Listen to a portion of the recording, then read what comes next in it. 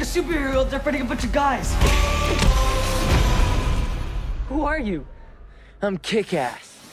After the surprise success of 2009's Kick-Ass, a movie about a kid who becomes an actual superhero, though finds that it's actually tough shit, who then teams up with 4 other costume heroes including the Red Mist and father-daughter duo Big Daddy and Hit Girl. As the 4 attempt to take down a drug kingpin in the mean streets of New York, a sequel was inevitable. Being that the first film was based off the British graphic novel of the same name, the sequel Kick-Ass 2 continues this, melding the plot of the graphic novels Kick-Ass 2 and Hit Girl. So with that, we actually get 2 different plot points. Kick-Ass, or Dave Liszewski, played again by Aaron Taylor Johnson, tries to adjust to becoming a solo superhero after being convinced to don the mask once again by Mindy McCready, played again by Chloe Grace Moretz, who then decides to give up vigilanteism as a promise to her guardian, played by Morris Chestnut.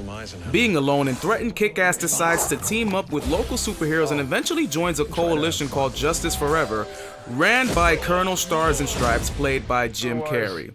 While all this is happening, Red Mist, who is now donned the name of the Motherfucker, I'm not calling you that, forget it.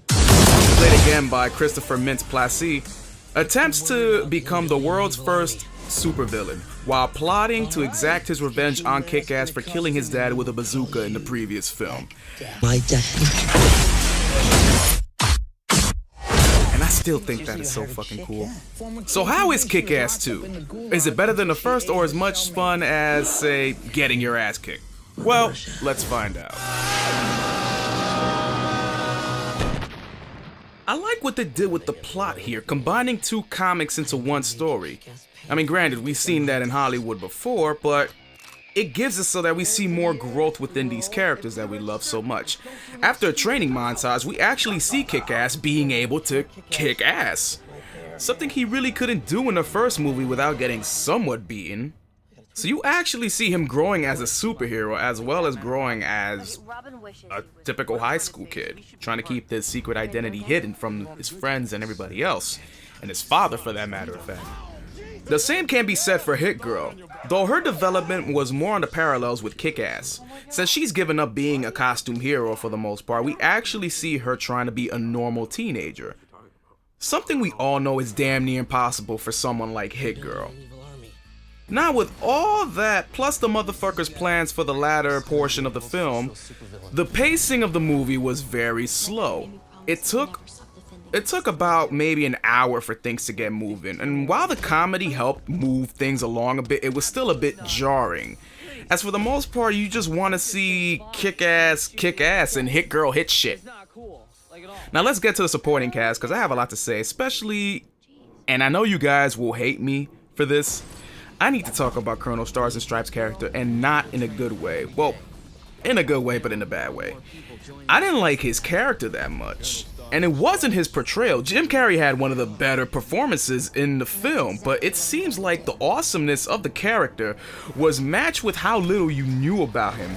Now, you may think that's no big deal, that characters with ambiguous pasts are better, but from what they did touch about his past, that he was a mob enforcer turned born-again Christian, how could you not at least show a montage to that, especially in this film? It could have been done so well. The rest of the cast was great. I really like the other members of Justice Forever, but I love the crew of renegades that the motherfucker bought. No, he literally bought these people.